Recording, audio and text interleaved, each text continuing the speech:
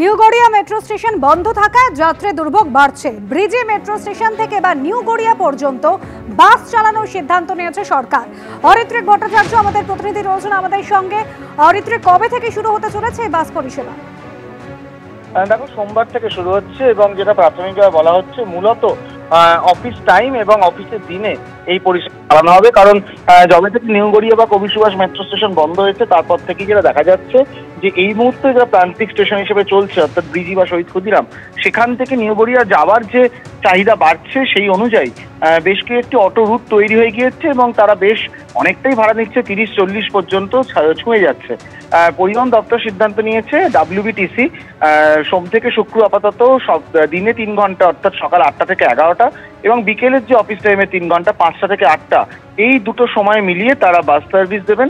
32 সিটের যে ছোট বাসগুলো হয় সেগুলো এই রুটে চালানো হবে এবং 10 টাকা করে ভাড়া নেওয়া হবে, যাতে সাধারণ যাত্রী যারা এই রুটটা যাতায়াত করতে পারছেন না মেট্রো, তারা সেই সার্ভিসটা পেতে পারেন। ধন্যবাদ অরিত্রিক। ফের শুভেন্দু অধিকারের কর্মসূচিতে অনুমতি দিল না প্রশাসন।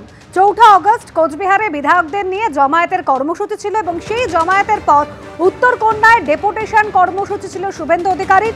সেই কর্মসূচিতে অনুমতি দিল না প্রশাসন। উজ্জ্বল মুখোপাধ্যায় আমাদের প্রতিনিধি রয়েছেন আমাদের সঙ্গে টেলিফোন লাইনে। উজ্জ্বল, কি কারণে প্রশাসনের অনুমতি মিলল না? দেখো, সেটা হচ্ছে যে প্রশাসনের তরফে যেটা জানানো হয়েছে যে এতজন বিধায়ক একসঙ্গে গেলে সেখানকার আইনগত কিছু সমস্যা তৈরি হতে পারে এবং রাস্তায় ব্যাপক যানজট হতে পারে। সবটা মিলে তারা এই কর্মসূচির অনুমোদন দেননি। মূলত তাদের তরফে যেটা বলা হচ্ছে যে যেহেতু 65 জন বিধায়ককে সঙ্গে নিয়ে শুভেন্দু অধিকারী উত্তরবঙ্গে যাওয়ার কর্মসূচি রয়েছে, বিশেষ করে কোচবিহারে, সেখানে আইনগত সমস্যা তৈরি হতে পারে, জটিলতা তৈরি হতে পারে, সেই কারণেই অনুমোদন মিলল না। কেন শুভেন্দু এই কর্মসূচির ডাক দিয়েছিলেন তা হচ্ছে কোচবিহারের বিজেপির যিনি বিধায়ক তিনি নিগৃহীত হয়েছিলেন। পুজো দিয়ে বাড়ি ফেরার সময় তাকে নিগ্রহ করা হয় এমনটাই অভিযোগ এবং তারপরে কিন্তু শুভেন্দু অধিকারী জানিয়েছিলেন যে তিনি কোচবিহারে যাবেন এবং সেখানে সমস্ত বিধায়ক মিলে এই যে বিধায়কের উপরে অত্যাচার, এই ঘটনা তারা প্রতিবাদ জানাবেন।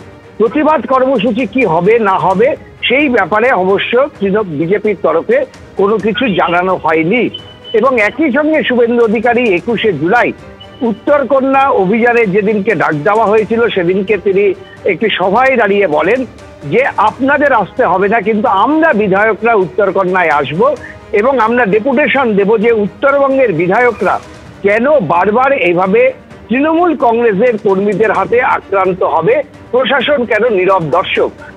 এই কর্মসূচি কিন্তু শুভেন্দু অধিকারী ঘোষণা করেছিলেন 21শে জুলাই, কিন্তু আমরা যেটা জানতে পারছি যে গতকাল উত্তরবঙ্গের পক্ষতে উত্তরবঙ্গের প্রশাসন তারা জানিয়ে দিয়েছেন যে এই কর্মসূচির তারা অনুমোদন দিচ্ছেন না।